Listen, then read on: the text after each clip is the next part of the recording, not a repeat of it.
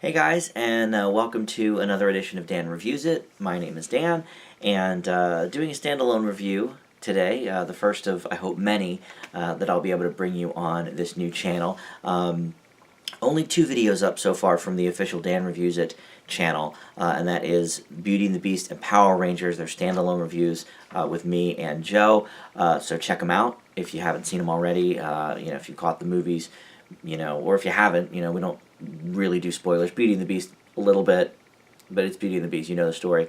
But so for this one, I'm going to take a look at some of the other movies I saw in the month of March. Not so much from the earlier weeks, just because it's taken a little bit of time to get the channel started, so there's a few in there that aren't even in theaters anymore, so maybe when they come to DVD, I'll go over those again. But for now, we're going to talk about four movies that I saw in the month of March. You can still kind of check them out in theaters. Some of them are maybe out of the bigger theaters, but I'll remind you of the ones we did on the show. So the last official week of Film Fanatics, we did Logan, and that was a great movie. Loved it. A fitting, possible swan song for the character and for Jackman. So I gave that an A-. Beauty and the Beast, I loved. I've seen it now 3 times in full. When we did the review, I had just seen it. I was fresh off of it. Joe, I think, had seen it maybe 3 or 4 days before. But I mean, it's a Disney masterpiece. It's a new classic for sure. Maybe not quite as good as the original. That is, in a class by itself, A+ for that. But for the live-action new version, I give it an A. And then Power Rangers. As I said in the review, I didn't grow up on the show, so, take that for what it's worth. But Joe did grow up on the show, and he didn't really like it that much either, so maybe I'm not totally off, but I gave that one a C, so kind of like, if you watched it growing up, give it a shot. You'll probably like it more than I did, in all honesty. Alright, so the first one up is the Belko Experiment. This is, it was billed as Battle Royale meets Office Space, and I don't think that's actually a quote from the studio. I think that was a reviewer's quote that they were, plastering on the posters. That kind of comes with a double-edged sword a little bit. For one thing, it kind of connotates, the Office Space part anyway, that it's going to be this rip-roaring comedy. It's not. I mean, it had a couple of funny moments, I suppose, but overall, not really so much with the haha.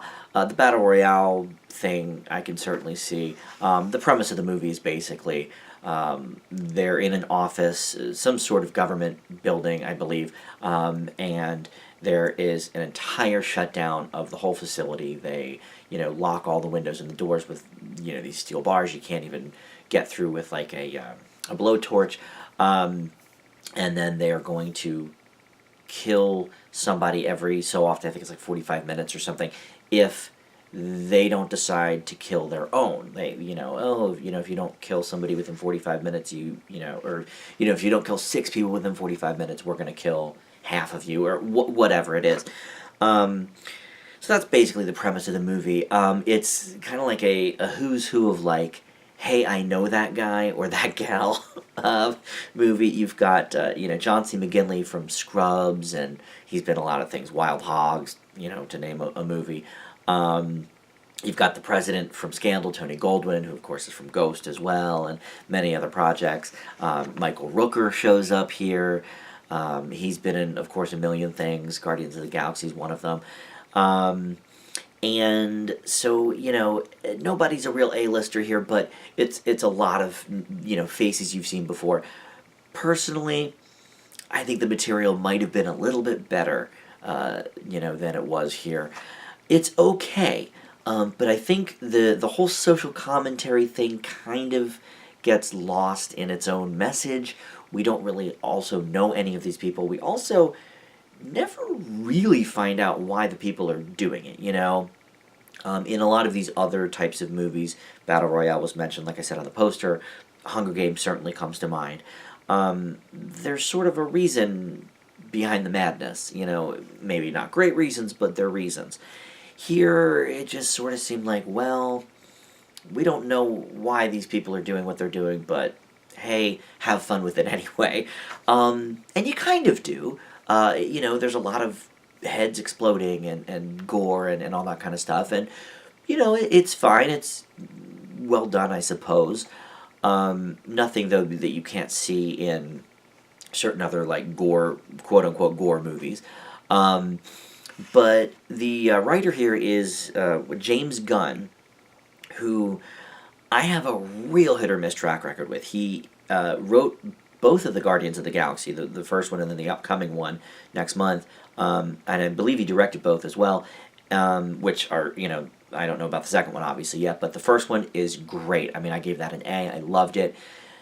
And then he also wrote and or directed other movies like Super, which I really didn't like at all. The Scooby-Doo movies. I saw the first one. I didn't see the second one. This is the live action, Sarah Michelle Gellar Scooby-Doo. It's okay. It was good for what it was, I suppose. But this definitely falls more into the super camp. I think that he really needed to flesh out these characters a little more, even just some of them. We get, like, the first, or the main, 3 or 4 we kind of know. Tony Goldwyn plays the boss, so we sort of know what his motivations are, to, save the company, save face, save his life, obviously. So, I don't know. I thought it was all right. Could it have been, better if it was executed a little bit differently? I think so. Other than just, gore, gore, gore, gore, gore.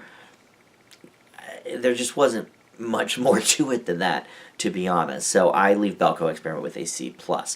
Up next was Kong Skull Island. This is, still in movie theaters, pretty heavily. It's been out almost a month now, but I really, really enjoyed this movie. This is, obviously the latest telling of the Kong story, and there was sort of a debate of how big do we make Kong, because in all the different variations, and there was even an article in Entertainment Weekly about this when the movie came out, but there was different, size ratios of how big is Kong. Well, this Kong, they're going to fold into the Godzilla world, so we need to give Godzilla a match. So he is enormous in this movie. And you've got some really good players in here. Brie Larson, John Goodman, John C. Reilly, Samuel Jackson, many others. But, those are kind of the main 4, I guess. And, they sort of go off into a couple different factions. I love that it took place in the, I guess, early 70s, late 60s, somewhere in that era.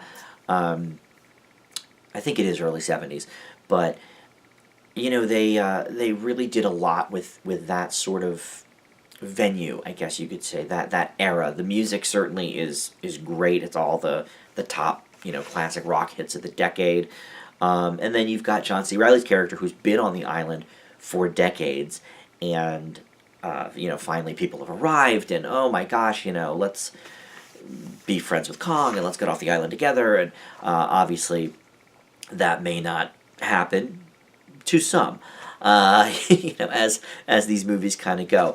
The biggest question I have about this movie is, and this isn't really a spoiler because it's been widely spread that it's going to fold into the Godzilla world that they started with the 2014 Godzilla, but the tag scene at the end credits shows a few of the people, and they're talking about Kong and everything, but it sort of it gives you the taste of, oh, okay, this is going to blend into Godzilla. But Godzilla 2014 took place in the present. This movie takes place about 30, 35 years ago, so more than that, I guess 40, 45 years ago. So how they're going to blend the two, I don't know. But I'm not one who really grades a movie based on, well, let's see what happens in the next installment. So I will grade this movie for what it is. And what it is a lot of fun. I really enjoyed it. I thought the performances were great. Everybody seemed to be having a really good time with it. My biggest complaint with it is another Kong movie. We've seen it before. Okay, but I had a lot of fun with it. The effects were pretty great, I have to admit.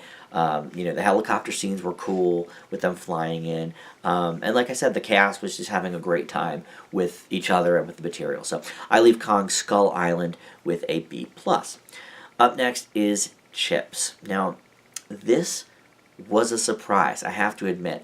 I went into this thinking, okay, well, here we go. Why is this movie being made? I mean, the trailers looked kind of funny, I have to admit. But for every 21 Jump Street, there's about 5 Starsky and Hutches. So, you go into kind of all of these nostalgia movies, I guess you would call them, with, I don't know, not a chip on your shoulder, but you're just sort of like cautious about it. But look, I like Dax Shepard. I think he is a likable guy in general. He is the writer and director here. He's the one who kind of pushed this thing forward. The last movie, I guess, that he wrote and directed was Hit and Run, which was okay. It got a few laughs from me, but not, a great movie. Watchable, I would say, about that. But Chips joins him with Michael Pena as the old, 70s police cops. And here it is in present day, so they took, the current tact with it. And I think it worked. The plot is engaging enough. I mean, obviously it doesn't have to, break new ground. It's a nostalgia piece, basically. And the humor is good. Now, if you don't like Dax Shepard's kind of humor, this is one probably to avoid because it's got his stamp all over it. For me, that worked. For you, it might not. But I think the two of them had a really good camaraderie. You could tell, they had a lot of fun making it. And one thing I really actually kind of respected about this movie is the directing. I think Dax Shepard is a really competent, I don't want to say just action director because I don't think he could have directed Kong Skull Island, for example, but he's a good action comedy director, which Hit and Run was as well. And some of the best scenes of that movie were the chases. And so here, the chases are a lot of fun. They're them on the motorcycle, sometimes chasing other motorcycles, sometimes chasing cars, sometimes chasing semis. And so, there's a lot of like really cool angles. You really feel like you're on the bikes with them, to be honest, or at least I did. And I was kind of surprised by that. I guess I forgot that the action was such a big component of Hit and Run, but there were a lot of chases in that movie, so it makes sense. It doesn't, again, break new ground with the directing. It's a lot of the same kind of stuff that he did for Hit and Run, but I think it works for the material, and the jokes don't always hit. I have to admit that. There were a lot of, for those of you who are not, regular Film Fanatics listeners, and maybe don't know this, I am gay, and there was a lot of gay humor, homoerotic things, that maybe could be taken as homophobic, but they kind of like had fun with it. I wasn't necessarily offended at anything that was being said. I have been before at certain movies, not a lot. I don't get offended that easily, but in this, the jokes just weren't all that funny, I guess. There was a good joke at the very beginning when the two meet, where they're in the locker room, and Michael Pena doesn't really want to hug Dax Shepard's character because he's in his underwear and he's afraid of their junk bumping each other, and that was kind of funny, but it sort of was like a recurring theme that wasn't totally great, and also they made Michael Pena's character like this big sex addict, and he loved girls' butts, and it was like, okay, that kind of wore out its welcome too, but a lot of the other stuff was really good. You have Kristen Bell in there, Dax Shepard's real wife, as his soon-to-be ex-wife in this movie. He's trying to impress her by becoming a cop, and so they had some fun scenes together. But this was a surprise. I laughed a lot more than I thought I would. And everybody really was giving it their all here.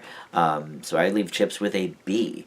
I know, I'm surprised myself. And finally, we have one that is definitely still doing very well at theaters. It was still number 2 just last week when Fast 8 came out, and that is The Boss Baby. This is the final movie I saw in March.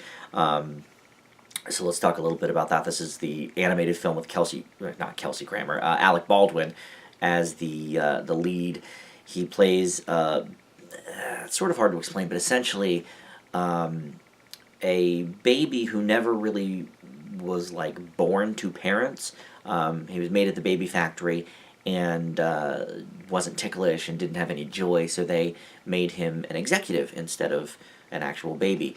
And so he comes down, to a family here in America on a mission to stop this, puppy corporation from making puppies cuter than babies. And okay, so already it's kind of weird and hard to explain, right?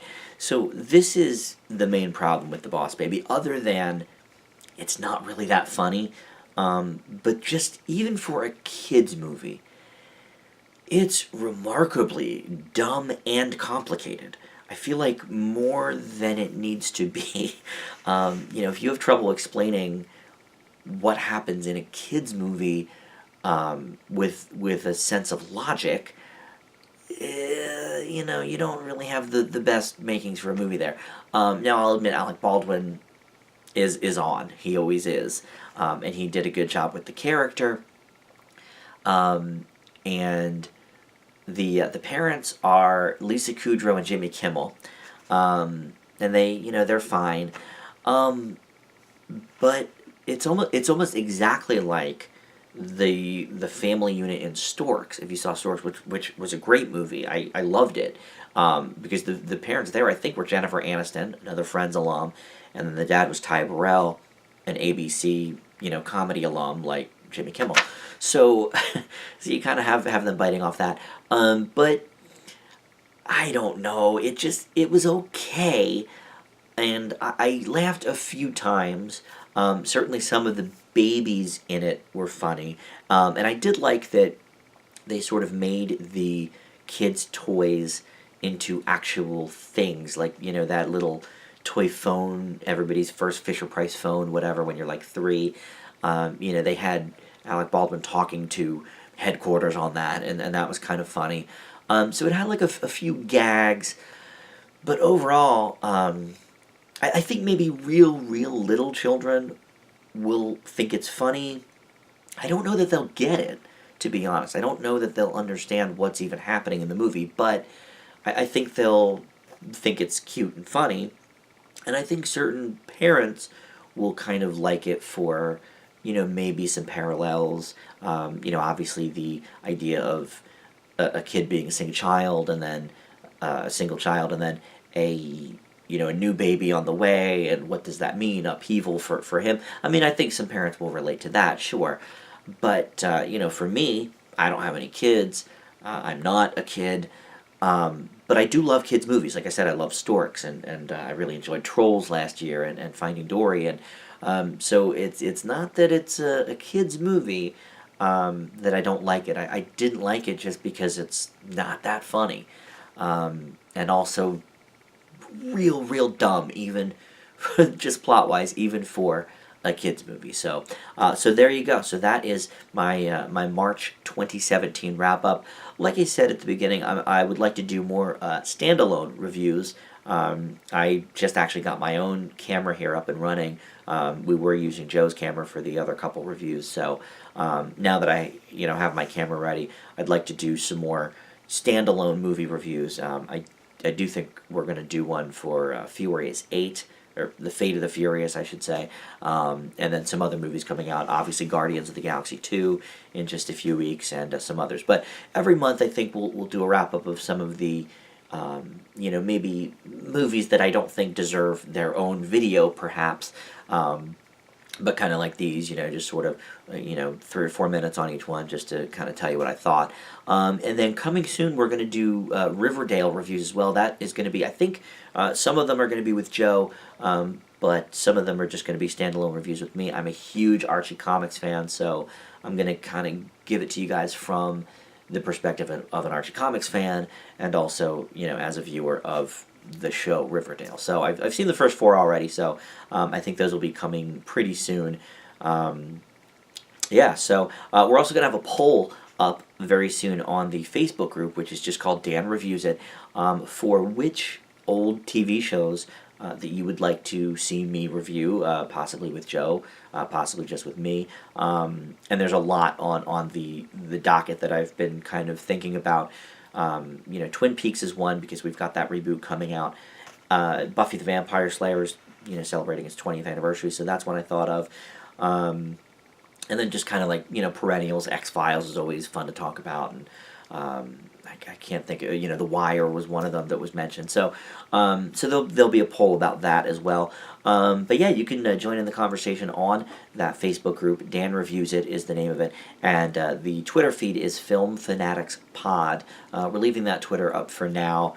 Not sure if I'll change the name to a Dan Reviews It one or not. But anyway, thanks so much for watching, and comment below, subscribe to the channel if you would, and yeah, we'll see you next time. Thank you.